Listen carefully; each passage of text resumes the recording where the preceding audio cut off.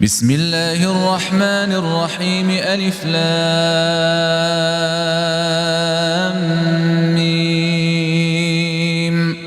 ذلك الكتاب لا ريب فيه هدى للمتقين الذين يؤمنون بالغيب ويقيمون الصلاة ومما رزقناهم ينفقون والذين يؤمنون بما أنزل إليك وما أنزل من قبلك وبالآخرة هم يوقنون أولئك على هدى من ربهم وأولئك هم المفلحون. إن الذين كفروا سواء عليهم أأنذرتهم أم لم تنذرهم لا يؤمنون.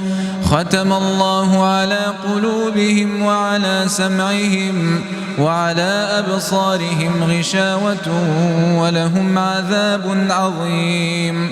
ومن الناس من يقول آمنا بالله وباليوم الآخر وما هم بمؤمنين يخادعون الله والذين آمنوا وما يخدعون إلا أنفسهم وما يشعرون.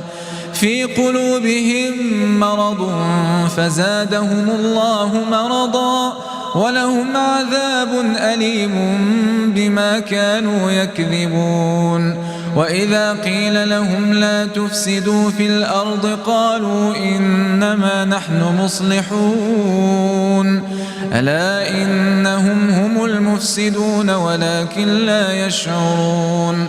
وإذا قيل لهم آمنوا كما آمن الناس قالوا أنؤمن كما آمن السفهاء ألا إنهم هم السفهاء ولكن لا يعلمون. وإذا لقوا الذين آمنوا قالوا آمنا وإذا خلوا إلى شياطينهم قالوا إنا معكم إنما نحن مستهزئون الله يستهزئ بهم ويمدهم في طغيانهم يعمهون.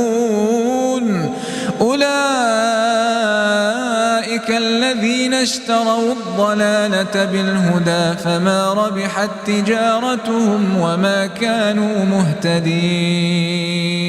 مثلهم كمثل الذي استوقد نارا فلما أضاءت ما حوله ذهب الله بنورهم وتركهم في ظلمات لا يبصرون.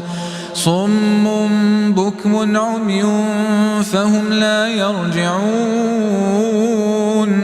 أو كصيب من السماء فيه ظلمات ورعد وبرق يجعلون أصابعهم في آذانهم من الصواعق حذر الموت والله محيط بالكافرين.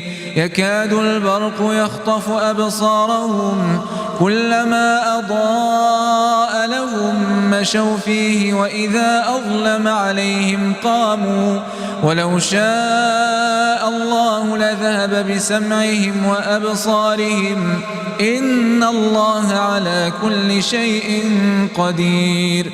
يا أيها الناس اعبدوا ربكم الذي